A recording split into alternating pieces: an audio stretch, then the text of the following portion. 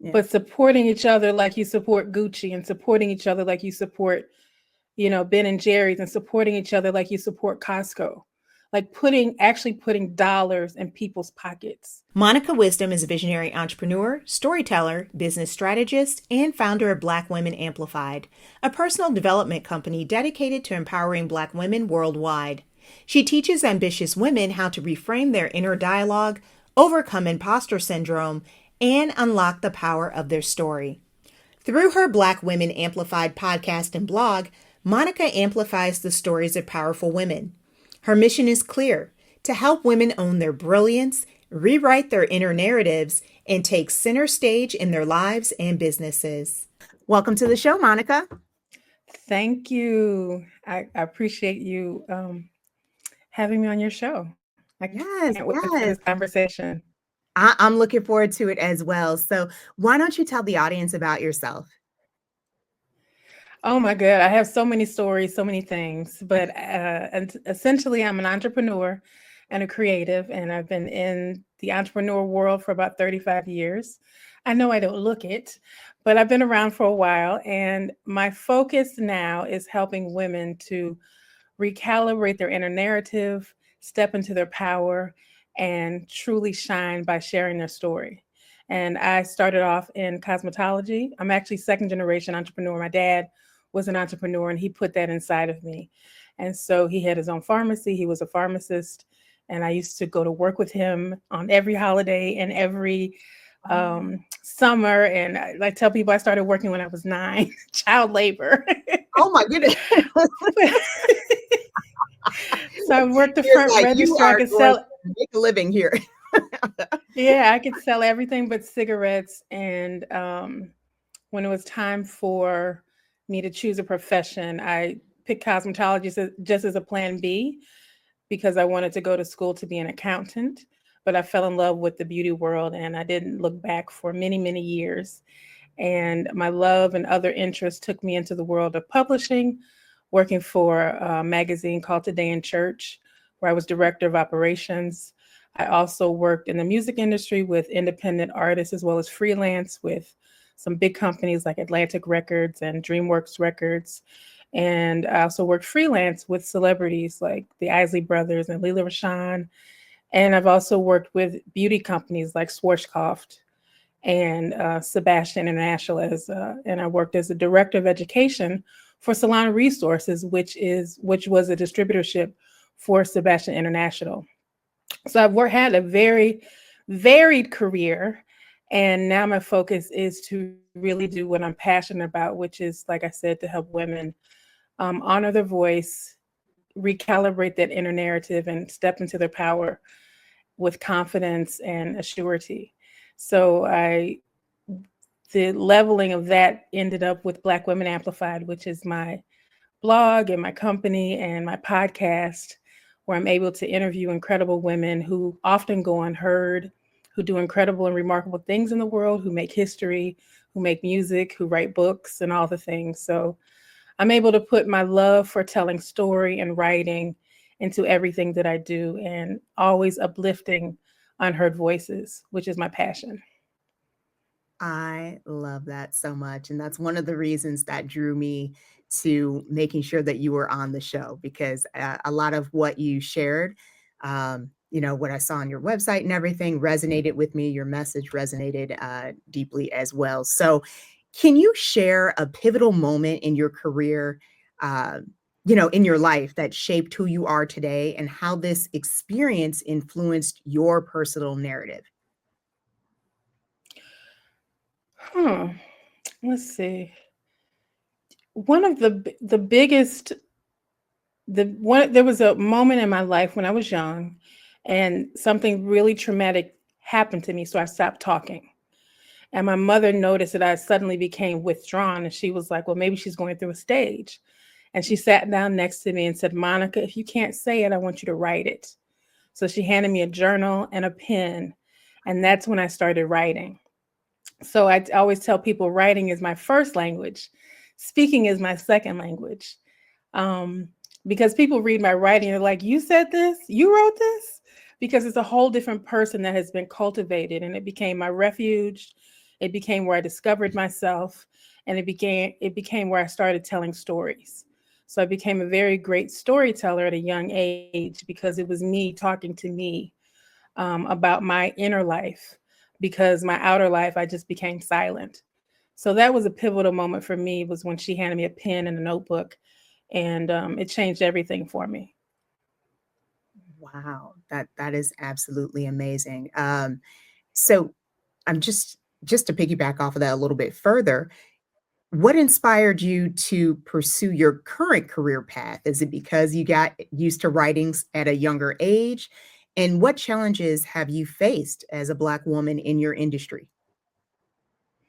Well, everything. Well, what inspired me, I've never stopped writing. Anything that I did, I was Mm. always writing. And even though I was in the salon world, I still did other projects that included writing. Even when I was young, in high school, the guys would have me write poetry for their girlfriends. And, Oh, and just, I've always been a person who was very ambitious and curious. So I was always going to a book signing or a lecture, or because I just love the use of words. I even have books all over the place. And I come mm. from a family that's deep in education. So I get books. Other people get purses and jewels. I get books. so so it's always been reading and writing has always been a big part of my life. So Mhm. there's not an inspirational point besides that point with my mom, because it's just been a consistent thing. And my desire was always, as a young girl, I wanted to one day write for Essence magazine. But I did make it to Essence, but I made it to other newspapers and magazines and blogs and things like that, where I've been able to write consistently. And I also have my own blog on Black Women Amplified, where I write at least 2 or 3 blog posts a week about different subjects that pertain to Black women, or just Mhm. something I want to rant about. Um, I'm sorry, what was the second part of your question? Oh, no worries. The second part was, what challenges have you faced as a Black woman in your industry? So you've worn a lot of different hats, right? So I've what? worn a lot of different hats. Being a woman in this industry is challenging. In any industry, it's challenging because you have to prove yourself, and you're Yeah. dealing with a male-centered world who likes Yep. being male-centered. And although they might appreciate what you offer, they don't want to make space for you to come into the room. So it's Mhm. always put me in a place where I'm having to create my own opportunities. So there was a point, for instance, where I wanted to be a hip hop promoter. The guys don't let you in. So I started creating my own events. So it has entrepreneurship has led me in different directions, because it was a way for me to, like they say now, where you set your own table, Yeah. because I had to learn how to set my own table and make things happen for myself. So that took ingenuity, it took creativity, and it took a lot of tears and a lot of long nights to Yeah. make it through. But that has been the biggest challenge, is the boys don't like to make space. And then the Yeah. other women that are there are still fighting for their place. So they're not in the, I think it's a little different now, but just during my career, it wasn't, let's lift everybody up together. It was like, I got my space. Now you got to get yours.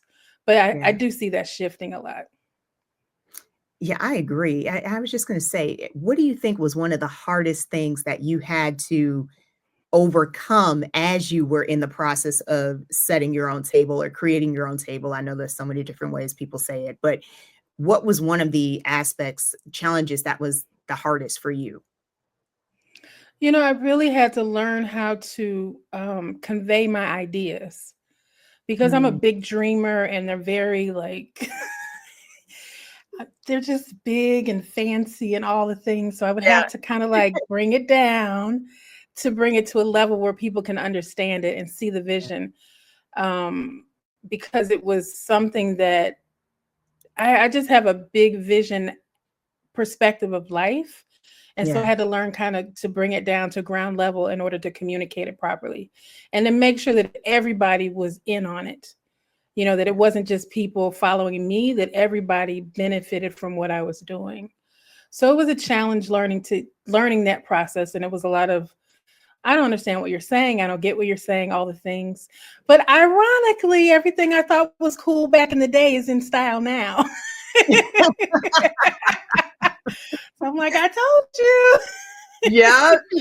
All There's the things. nothing new under the sun. There's nothing new under the sun. So the big challenge was communicating my ideas in a way that everybody could hear me. Yep, I totally get that. And so, how do you think Black women can continue to shape and redefine cultural narratives in today's society? I think we're the innovators anyway. Like, I Yeah. don't think there's anything that we have to do. We just might have to spread out our tent to include more people in it. And I don't mean other groups of people. I mean, even within our own community, because what I do find is that people are cliquish and people Mm, have their little tribes and they don't allow other people into the tent. So if you don't belong to this sorority, you don't belong to this organization, we're not even going to um, uh, think about the possibility of working with you. It mm, gets very tight, and my philosophy is always, we all got off on the same slave ship. What's the problem, right? Like, we all started from the same place. We yeah, all have the same mission. We just might be in different pages of the book, but it yeah, doesn't mean we don't have value, and we doesn't mean we don't have worth. So I yeah. think that we have to be open to other people's ideas of what's viable and what's valuable and what can benefit us all, because at the end of the day, we're all just, you know pieces of fabric in a tapestry. But if we don't work together, we're going to continue to fall apart and disconnect, and not all of us should be moving ahead, not just certain groups of people. So I think I, that that's a big component of how we move forward. I love that. I love that. And so, just to add on to that, what strategies have you found effective in, navigating the unique stressors that Black women often encounter? Well, I have I know learned. that's a long one. That's a Yeah, heavy yeah. one. You always it's always a heavy one. How do you handle the stressors? Well, I've learned years ago, I learned meditation. I learned transcendental meditation. So Mhm, meditation has always been a part of what I do. Even Jesus talks about meditating on the mountain. mhm. Um, Journaling has been a bit. Writing is my refuge, and journaling has been great because it allows me to go back and re-examine what I've been through, and, like, okay, what was I going through then? So journaling, meditation, and prayer, and more prayer. Yeah, Prayer is definitely the great alleviator of stress, because yeah, I realize, I'll just speak for myself, I realize that when I just look at life from this small perspective of, oh my God, what am I going through? When I pray, it opens up to a bigger, broader view of what's happening. And then it's a matter of trust, and it's a matter of trusting myself and trusting God through the whole process. yeah. And so journaling, prayer, and meditation are my three go tos. I love that. I love that, and especially that prayer one because, I mean, it doesn't take a rocket science to see that we need a lot of that right now. I'll And just we leave don't it at just need prayer, we need listening. It has to be a full circle moment. yes, We have to yes. listen. Prayer, I listening, can't and just apply. ask, you have to receive it as well. You have to receive. Exactly, and then apply it, right? Yeah. Oh my goodness. Okay. So, what initiatives or movements do you believe are making significant strides in empowering Black women today? In this moment, I think the movement of the 92% Yeah. is like a huge movement right now, because I believe that it disconnected us from the obligation of taking care of this nation like it's our child. Yeah. and it has shifted perspective onto ourselves and onto each other, which is something that I've been preaching for years. Like, let's just focus on each other. And when we focus on each other, we get to see each other as equals, as opposed to, like I said, the hierarchy that's within our community of I belong to this school, I went to that, I did this, I did that. And so I hope that it's sustainable, and I hope that people continue to look at ourselves as one whole community. So I think the 92% has been a great movement. I think that supporting one another, and not just as cheerleaders, but supporting each other like you support Gucci, and supporting each other like you support, Ben and Jerry's, and supporting each other like you support Costco. Like actually putting dollars in people's pockets. And now a word from our sponsor. Hey ladies, I just wanted to share my new book, How to Live an Extraordinary Life, with or without Mr. Right. I'm dismantling harmful stereotypes and empowering women to see that singlehood isn't something that you have to survive. It's a place to thrive. Through biblical wisdom and real talk, this book is going to answer key questions such as, what does the Bible actually say about singleness? And how can I reject society's misguided views and embrace God's plan for my life? So if you've ever asked yourself these questions or wondered if something was missing in your life, this is the book for you. It's time to stop waiting and start living. Your life isn't on hold. It's happening right now. Grab your copy today in audio or paperback format at www.withorwithoutmrright.com. Back to the show. Everybody was talking about the preacher who said, lock the doors so that we could, so that you all could pay tithes, right? Yeah. But if you think about that, if you think about it, it's crowdfunding. If you have 2,000 people contributing $20, that's $40,000. What if we did that a business a day, just $20 a day? You know how they used to have the charities on TV, just $20 a month. If you just took $20 a month and we said, let's focus it on this group of people. Because the thing about Black women, and I know this is going off topic, we don't need any more advice. We don't need any more mentoring. We set the tone. We're the blueprint of all of it, right? Just show me the money. Yeah, that's true. No, that's so true. People say we need financial literacy. No, we don't. We have lived off $20 a week. We know that piece. But the problem is we don't have access and we don't have finance. So that's what slows us down. I don't need another mentor program. I don't need another good gesture. Yeah. Write a check. Write a check. That's the truth. It's true. Imagine if somebody gave you $50,000 today, you could turn it into $1 million. Yeah. Right? Easily. But what somebody will do will spend $50,000 and give you a mentorship program. I don't need mentoring.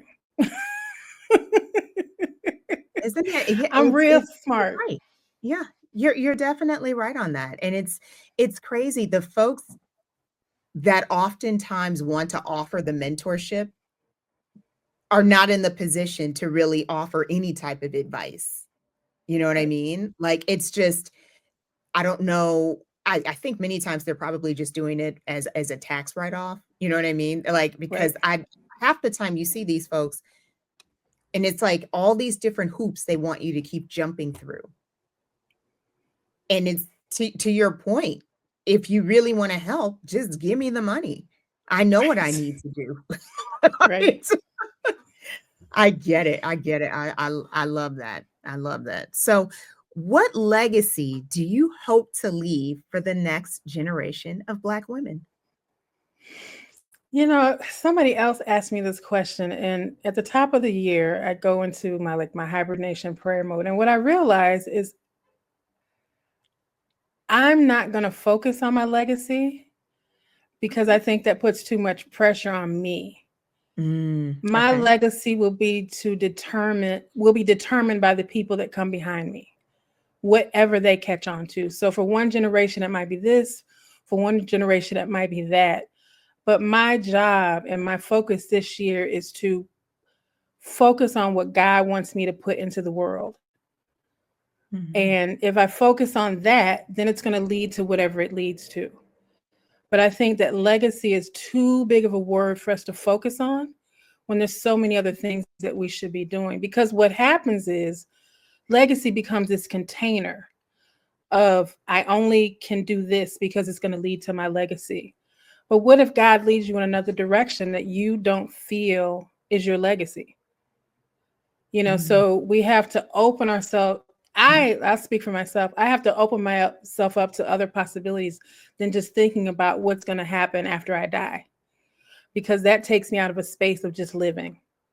It takes me out of a space of spontaneity. It takes me out of a space of inspiration and imagination, because I'm so focused on what is going to be next after I die. Prince said it best. I don't know. I'll be dead.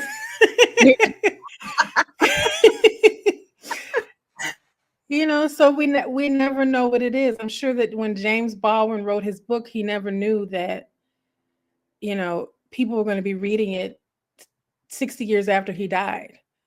I'm sure he was just expressing himself, right? I'm sure that Shakespeare was just expressing himself. I'm sure he didn't think that 200 years later, Denzel Washington would be doing his work on the stage on Broadway.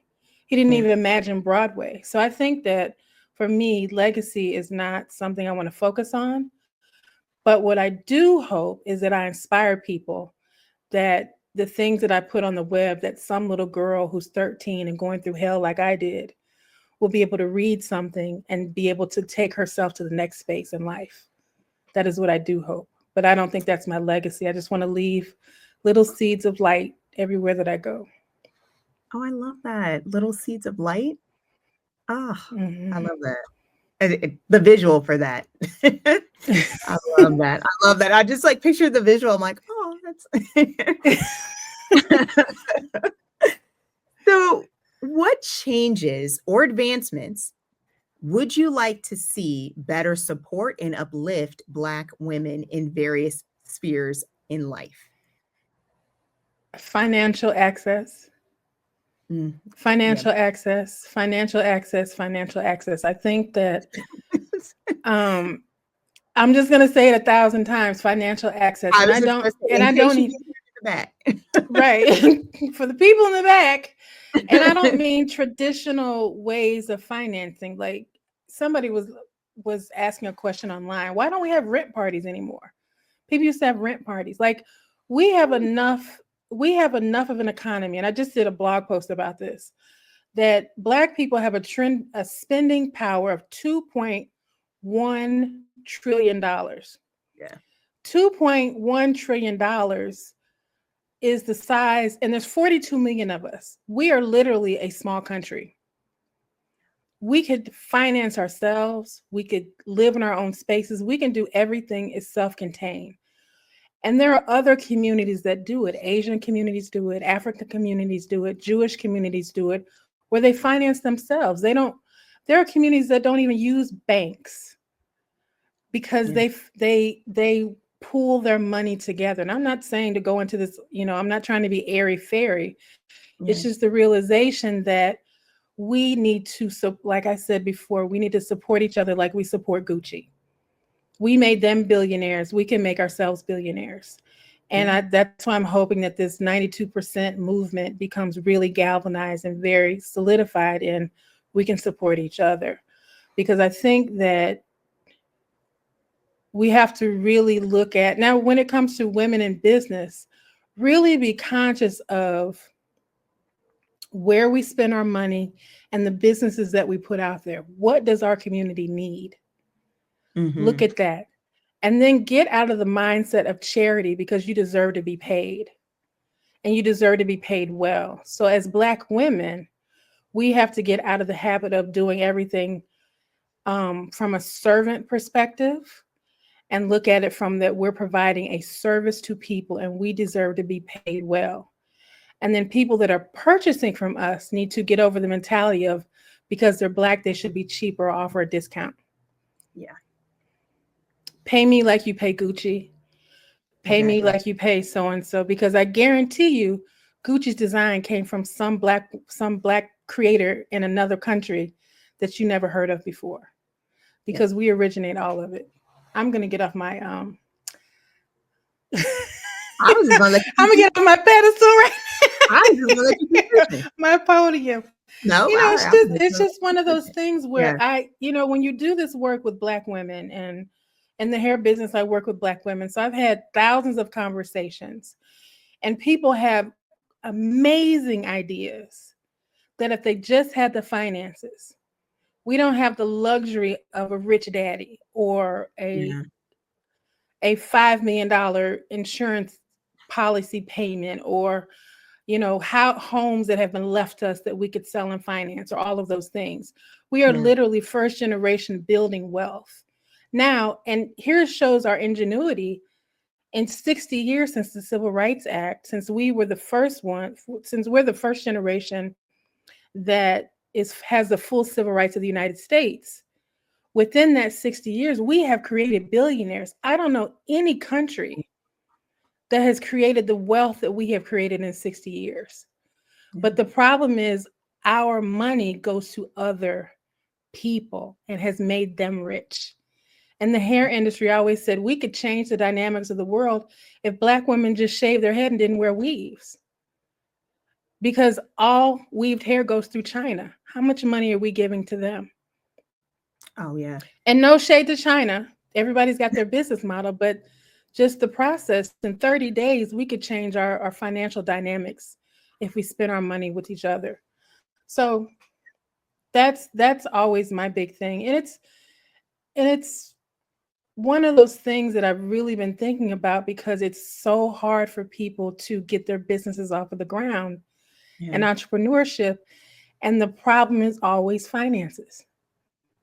That's true. It is always It's finances. always finances. It's never ideas. It's never branding. It's never, people say it's messaging. It's this. No, it's money. It's money.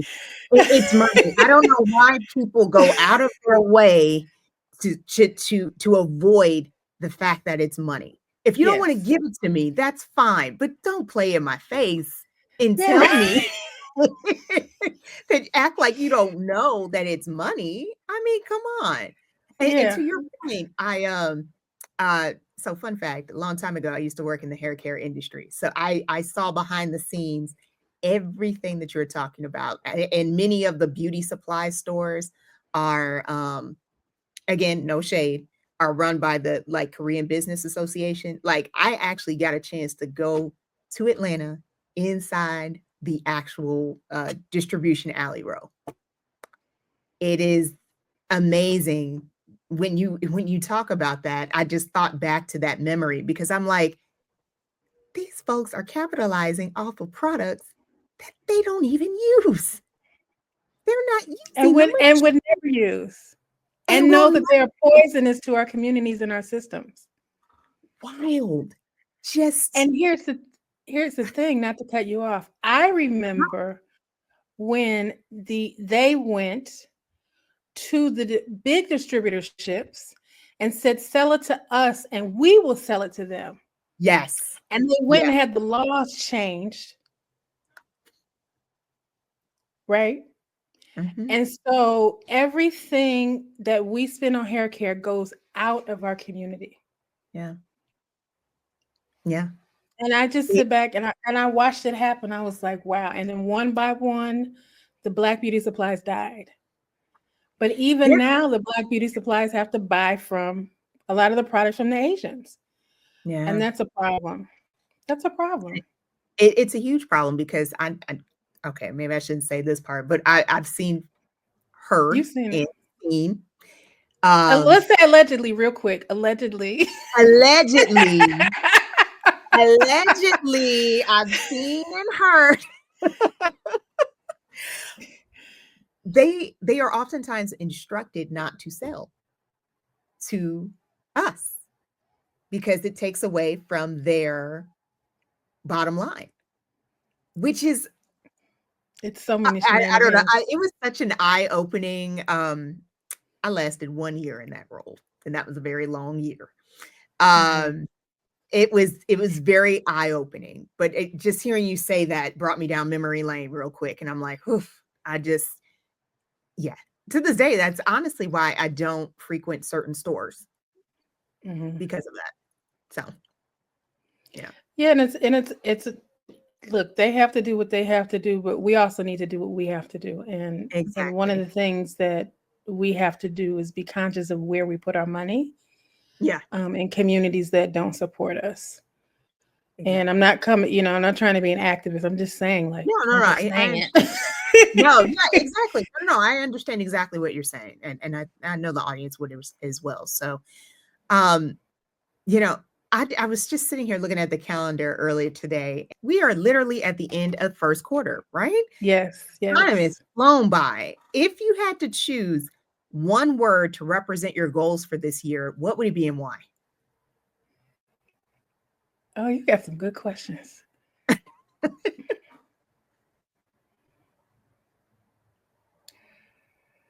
One word that would represent my goals would be clarity. Ooh, okay. Clarity. Because I am a visionary, I have a big imagination, and my imagination goes all over the place. I And get that. so it takes me a minute to get clear on something and then to fully follow through with it. Because I can literally sit down on my computer and create an idea, a website, a whole business in 2 days. Like that's just one of my magic powers. Now, Oh, I'm not a technical person, but I just know how to do it. yeah. And so, and because of that, it holds me back because I don't stick with the idea that I should have stuck with. Oh, And God's just like, I told you to do that one.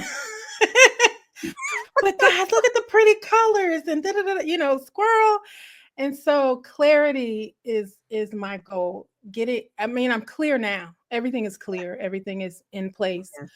But getting to that point took a minute, took a long minute to get there because I was constantly refining um and constantly oh well, it'll be better if I do this, it'll be better to do that. And it's like, well, Monica, nobody knows if it's this or that. So I had to get clear just so I could move forward with pure focus instead of all over the place. Um, so that clarity is why is my word I for my love that. goals. I love that, and I do share some of that, that need to have clarity as well. Because I will look and be like, "Oh, that's a pretty squirrel. Look at that." I do the same thing. I'm very, very creative as well, so I totally understand that. So I love how you explain clarity. I like that. I like that a lot. Well, you have shared so many gems with us. What advice would you give to aspiring entrepreneurs about building a brand that authentically represents their values and vision? um, First, get clear about who you are. Mm. Get clear about who you are. Know your story inside and out, and don't focus on what other people are doing. I love this book called Blue Ocean Strategy, where it Oh, I've heard talks essentially talks about everybody's over here doing this, and this space over here is clear. Everybody who has made it to the top started in a place that was not there before. They started from zero, meaning not zero idea, meaning there was nothing there and they created it. Steve Jobs, people that we admire, that. Oprah Mhm. Winfrey, you had never seen what she had done. She had never seen it before. And but if you get clear on who you are, get clear on your story, your values, and then build from that foundation, it'll pop off like you've never seen before. Because what I see is everybody duplicating what everybody else did. This is what I did to make six figures, so this is what you can do. Well, no, maybe that's not my thing. So Yeah. get clear on who you are, get clear on your story, get clear on your values, and then build and grow from that aspect. Because we need who you are not a version of somebody else. I love that. I love that. Love that. Monica, it has been an absolute pleasure speaking with you. If folks want to get in touch with you, how can they go about doing so? They can head over to my website. I send everybody to that's my internet house. They can go to monicawisdomhq.com and get on my newsletter. And I send out a newsletter every Friday. And I also have journals and courses and coaching one-on-one coaching that I love to do with people to help them develop their ideas. So wherever you want to find me, or you ever need an idea developed, you ever need a coach, a strategist, or somebody to help you tell your story, you can head on over to monicawisdomhq.com, and I got you. Love that. So many gems, Monica. Thank you so much for sharing with us. Thanks again for coming on to the show. I really appreciate it. Thank you for having me. I really appreciate it, and I appreciate you. Great questions. This was a Thank fun you. time. Thank you.